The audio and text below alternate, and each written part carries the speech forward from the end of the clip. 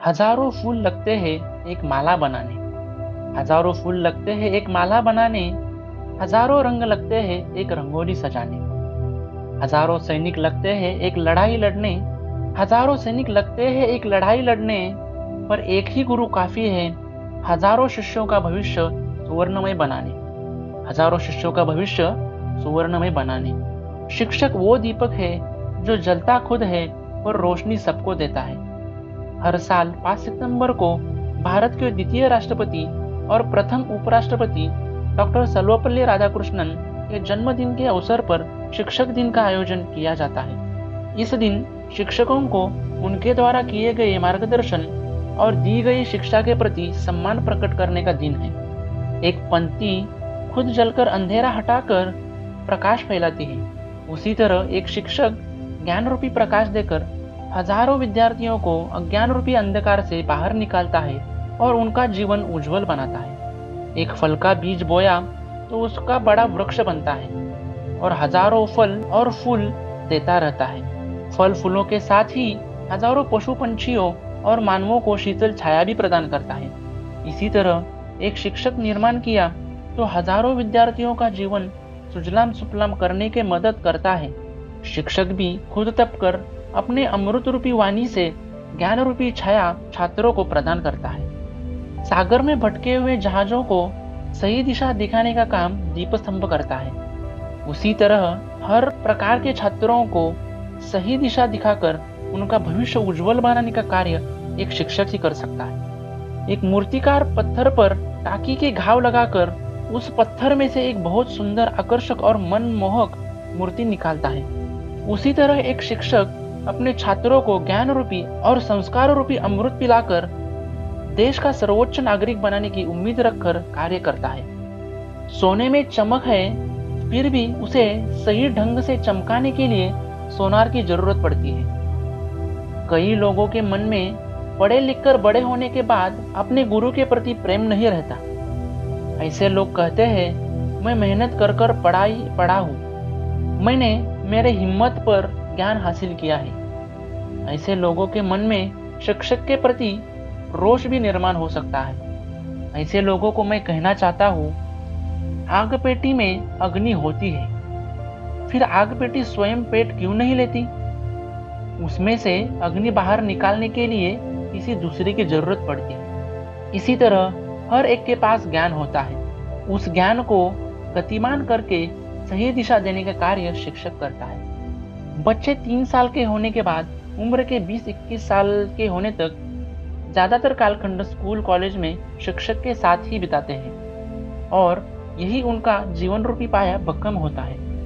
किसी भी राष्ट्र की उन्नति उनके युवा कैसे है इस पर निर्भर होती है। जिस राष्ट्र के युवक ज्ञान संपन्न, चारित्र संपन्न, संस्कार संपन्न, कल्पक, जिज्ञासु और मेहनती होते हैं, उस राष्ट्र की उन्नति कोई रोक नहीं सकता। ऐसे युवा निर्माण करने का कार्य अध्यापक यानी शिक्षक ही करते हैं। यह दूरदृष्टि रखकर ही डॉक्टर सर्वपल्ली राधाकृष्णन ने उनका जन्मदिन शिक्षक दिन कहलाकर मनाने की सम्मति दी थी। देश के 11वें राष्ट्रपति डॉक्टर एपीजे अब्दुल कलाम अपना राष्ट्रपति पद का कार्यकाल पूरा होने के बाद भारत को एक विकसित देश बनाने के लिए विज्ञान और प्रौद्योगिकी का उपयोग करने के लिए प्रतिबद्ध रहे और उन्होंने कई विश्वविद्यालयों में व्याख्याता के रूप में काम किया। बच्चों से जुड़ने में उन्हें बड़ी सफलता मिली और उन्होंने युवा मस्तिष्कों से मिलना, उनसे बातचीत करना और उन्हें प्रेरित करना अपना व्यक्तिगत मिशन बना लिया, क्योंकि उन्हें यह काम सिर्फ युवा कर सकते हैं इस पर विश्वास था। इसलिए गुरु का महत्व ईश्वर से भी ऊपर बताया गया है। गुरुर ब्रह्मा गुरुर विष्णु गुरुर्देव महेश्वरा गुरु साक्षात परब्रह्म तस्मै श्री गुरुवे नमः। शिक्षक का जीवन कैसा होता है इसके बारे में किसी ने सोचा है? जो खुद जलकर औरों को रोशनी देता है उसे बहुत सारे दिव्य व्यथाओं को सामना करना पड़ता है। शिक्षक का जीवन बहुत संवेदनशील होता है। उनके सामने सैकड़ों हजारों छात्र आंखें लगाकर और उन्हें सुनने के लिए अपने कान तरस कर बैठे हुए होते हैं। अगर शिक्षक के मुंह से एक भी गलत शब्द निकला तो गलत जानकारी छात्रों तक पहुंच सकती है और उनका नुकसान हो सकता है। ऐसी गलती करने वाला शिक्षक एक क्षण में ही अपने शिष्यों के आंखों में गिर जाता है। शिक्षक के बर्ताव पर भी समाज की आंखें टिकी हुई होती है, इसलिए उन्हें हर वक्त हर क्षण ज्ञान संपन्न और चारित्र्य संपन्न रहना पड़ता है। एक छोटी सी गलती भी उनका जीवन उद्ध्वस्त कर सकती है। यह सब कर कर भी जो वेतन उन्हें मिलेगा उनमें ही संतुष्ट रहना पड़ता है। वह संतुष्ट भी रहता है। शिक्षक को खुद की भावनाओं को और इच्छाओं को कंट्रोल में रखना पड़ता है। शिक्षक के साथ ही उसके परिवार को भी इन बातों की वजह से कुर्बानी देनी पड़ती है। असली में शिक्षक क्या होता है यह हम देखते हैं। शिक्षक के हृदय में अपने शिष्यों के प्रति सागर जैसा विशाल प्रेम, दया, वात्सल्य होता है।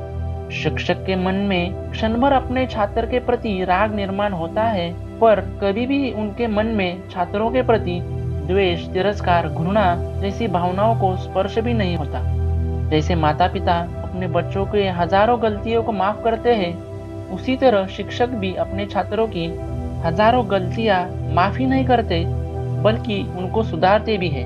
इसलिए शिक्षक का हृदय मातृ हृदय होता है। शिक्षक अपने छात्रों को सदैव दुआ देता रहता है। अपने छात्रों की तरक्की देखकर उसे बहुत खुशी होती है।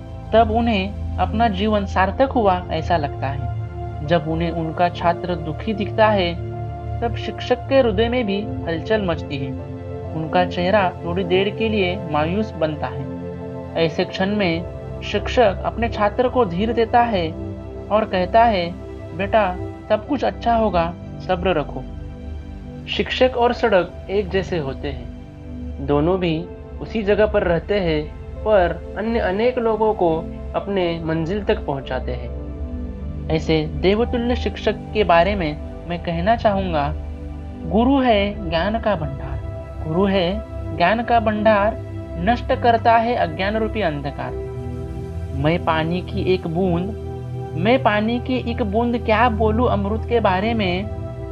मेरा स्थान तो सदा गुरु के चरणों में। मेरा स्थान तो सदा गुरु के चरणों में। अगर यह वीडियो आपको अच्छा लगा हो तो वीडियो को लाइक करें और शेयर भी करें और चैनल को सब्सक्राइब भी करें। Thank you, all the best.